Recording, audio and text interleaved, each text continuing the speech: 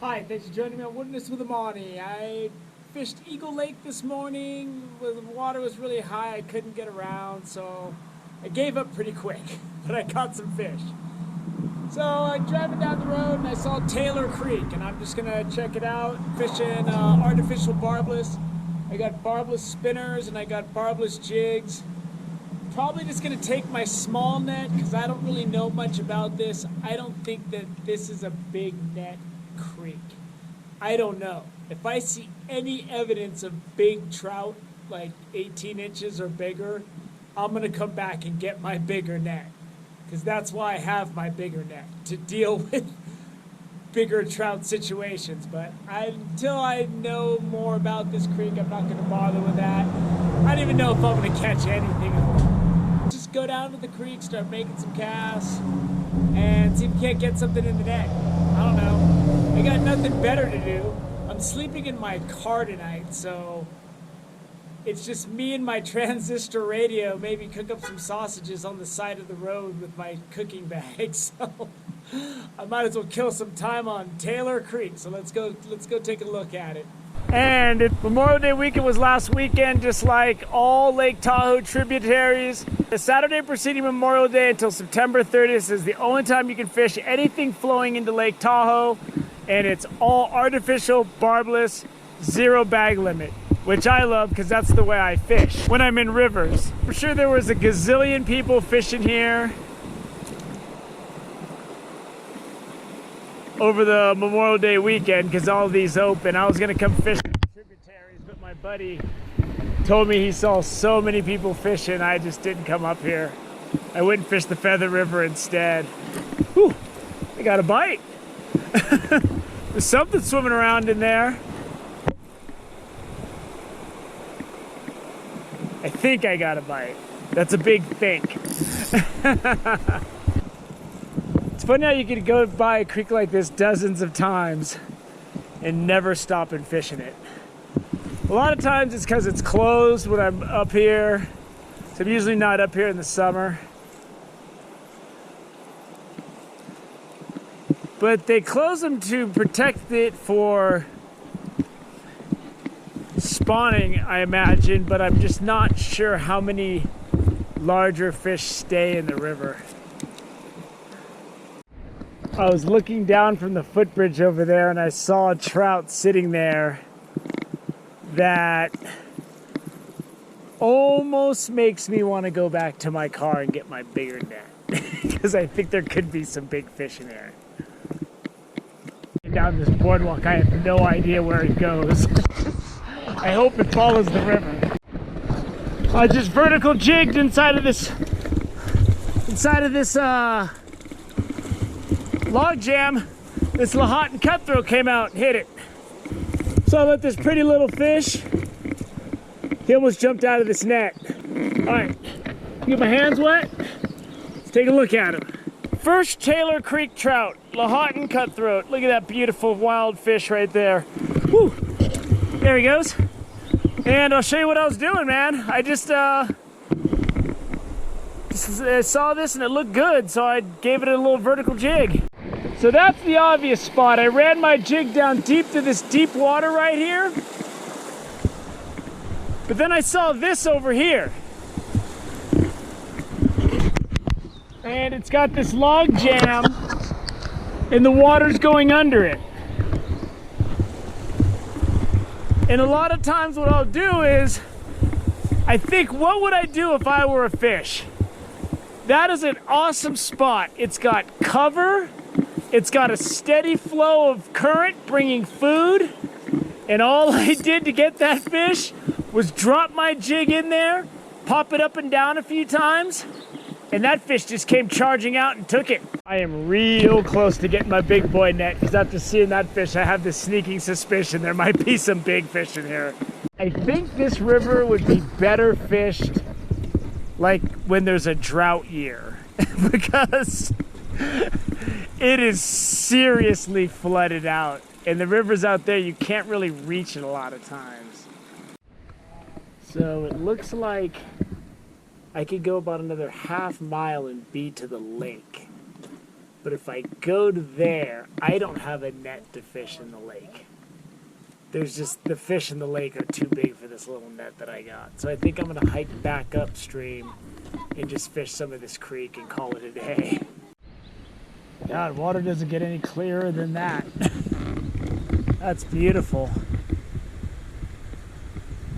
So I've been out here for about an hour. I've only really made about 7 casts. So let's go fishing. I'm done walking around this wooden boardwalk trying to figure out if I can find a place to fish. Lahontan, he's all bright and colorful. I gotta get him up, get him out of the water. Oh, here he goes. Get him in the net. Oh, he got off. He came off. I wasn't ready. I lost that nice Lahontan because it was about the same size as the other one. I'm throwing a heavy Panther Martin. One of my Patreon subscribers gave this to me over a year ago. I still have it. And I was running it deep down this channel and I nailed him.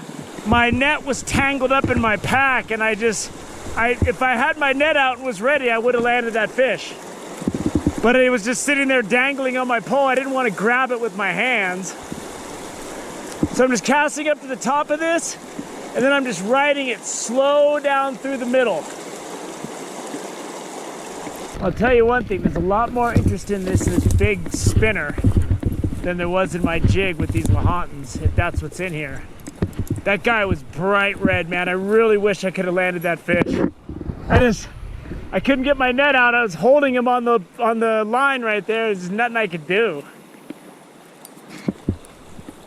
It's totally my error. Soft toss this thing right off that far bank, and I just hit it like within an inch of that grass. And then I'm just running it slow. And if you watch the video I have on my fishing tips playlist where I talk about how I like to fish spinners in big rivers, same concept here. This blade spins really easy.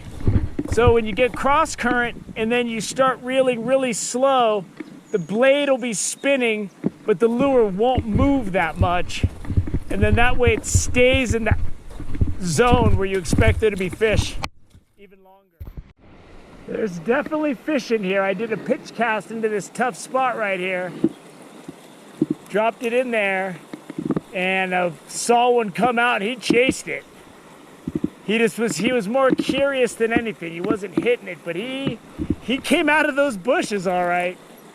And that's the tough thing, man. The fish are up in that cover for sure. So I'm trying to just pitch cast it in there. I don't want to lose this thing. So what I do is if I'm pitch casting it and I see I'm in trouble, I just grab the line and pull it back like that. That was a perfect pitch cast right there. I'm gonna walk a little bit up this trail, but that looks like crazy white water as far as I can see. I just lost a nice fish, man, right in front of that log jam. Huh? Yeah, it was a good one too, it's big. Yeah, I'm using barbless. That was a nice fish. You see how much, you see him jump? Oh. Yeah, that fish was a good one.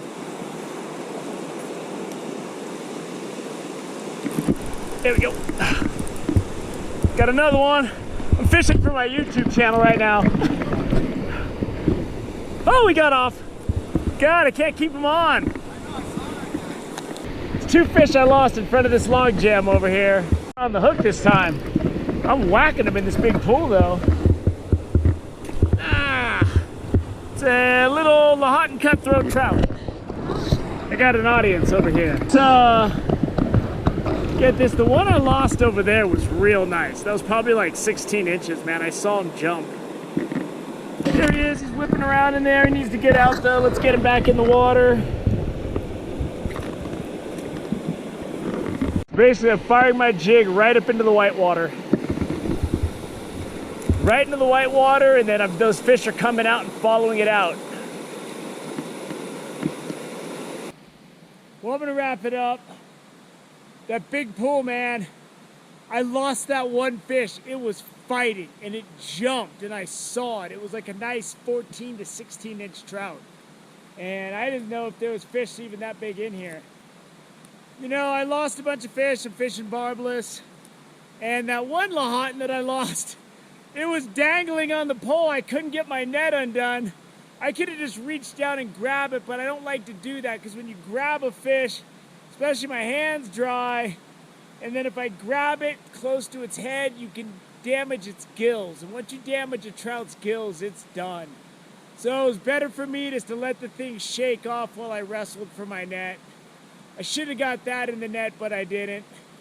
I'm coming back here. I'm probably going to come back here at the end of the summer because these creeks close September 30th. I'm going to come back when the flow's down and I can get out there with my fly rod maybe or just fish jigs, and I think I can do okay. So I hope you enjoyed this scouting of Taylor Creek.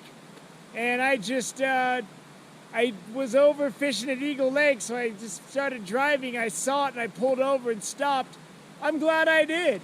This is great fun, and it's a beautiful crystal clear creek. It's got a lot of branches and bushes. I think it's going to be easier to fish when it's not so wild. So thank you for joining me on Wilderness with Monty on this day of exploration. Until next time.